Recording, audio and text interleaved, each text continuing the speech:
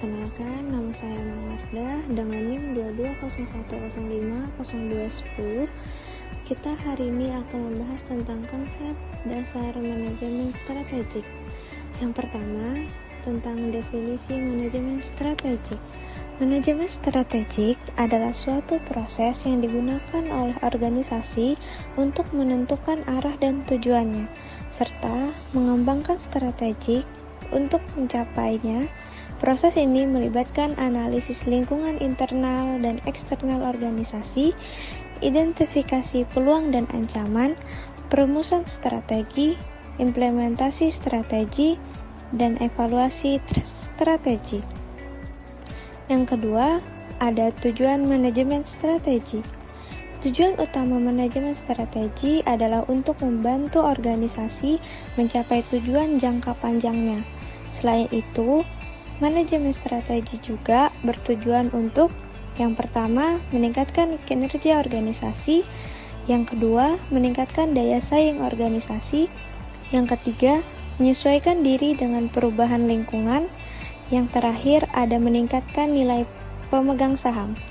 Pembahasan selanjutnya adalah tentang komponen utama manajemen strategik. Komponen utama manajemen strategik adalah pertama, ada visi dan misi. Visi dan misi adalah pernyataan yang menjelaskan tujuan dan nilai-nilai organisasi. Yang kedua, ada analisis SWOT. Analisis SWOT adalah alat yang digunakan untuk mengidentifikasi kekuatan, kelemahan, peluang, dan ancaman organisasi. Yang ketiga, ada strategi. Strategi adalah rencana yang dirancang untuk mencapai tujuan organisasi. Yang keempat, ada implementasi strategi.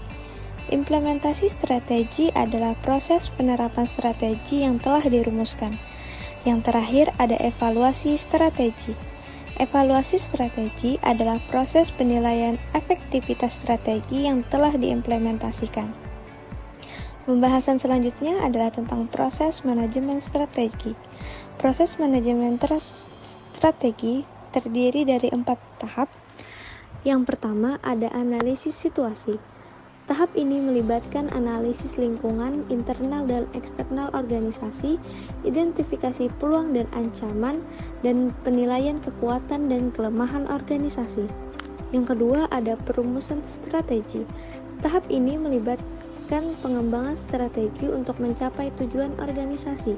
Strategi harus realistis, dapat diukur, dapat dicapai, relevan, dan tepat waktu. Yang ketiga, ada implementasi strategi. Tahap ini melibatkan penerapan strategi yang telah dirumuskan. Hal ini membutuhkan kepemimpinan yang efektif, komunikasi yang baik, dan alokasi sumber daya yang memadai. Yang terakhir, ada evaluasi strategi. Tahap ini melibatkan penilaian efektivitas strategi yang telah diimplementasikan. Hal ini dilakukan dengan cara memantau kinerja organisasi dan membandingkan dengan tujuan yang telah ditetapkan. Pembahasan selanjutnya tentang manfaat manajemen strategi. Manajemen strategi memiliki banyak manfaat bagi organisasi, antara lain meningkatkan peluang keberhasilan organisasi, meningkatkan kinerja organisasi, meningkatkan daya saing organisasi, meningkatkan moral karyawan, dan meningkatkan nilai pemegangan saham. Kesimpulan dari materi ini adalah manajemen strategi adalah proses penting bagi organisasi untuk mencapai tujuan jangka panjangnya, meningkatkan kinerjanya, dan meningkatkan daya saingnya. Dengan menerapkan manajemen strategik secara efektif, organisasi dapat meningkatkan peluang untuk sukses di masa depan.